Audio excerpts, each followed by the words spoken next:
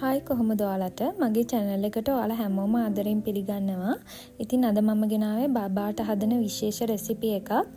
මේක බබාගේ කක්කි දාන්න අමාරු දවස්වලට මම බබාට දෙන බෙහෙත තමයි මේක.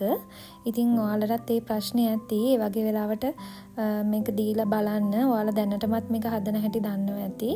පපාය ජූස් එකක්. ඉතින් මම පෙන්නන්නම් මම කොහොමද මේක හදාගන්නේ කියලා.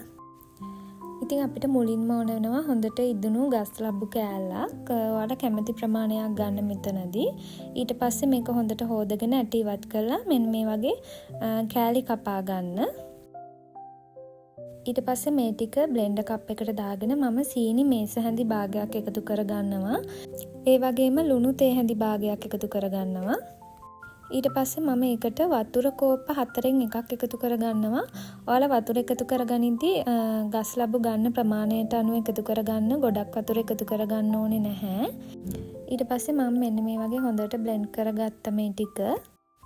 මම මේක බබාට දෙන්නේ කිරි බෝතලයට දාලා. ඒ නිසා මම මේ වගේ මේක හොඳට පෙරා ගන්නවා. කෑලි තියෙනවා නම් ඒවා ඉවත් වෙන්න ඕන නිසා. එහෙම නැත්නම් ඔයාලට මේක පෙරා ගන්න අවශ්‍යත් නැහැ. කෝප්පකින් වගේ බබා බොනවා නම් මේකේ උකු ගතිය වැඩි වගේ නම් ඔයාලට වතුර ටිකක් එකතු කරගන්න පුළුවන්. ඉතින් මේ තියෙන්නේ මම මේ වගේ හදාගත්ත පපාය ජූස් එක. මේක මම බබාට දෙන්නේ බබාගේ කිරි බෝතලයට දාලා.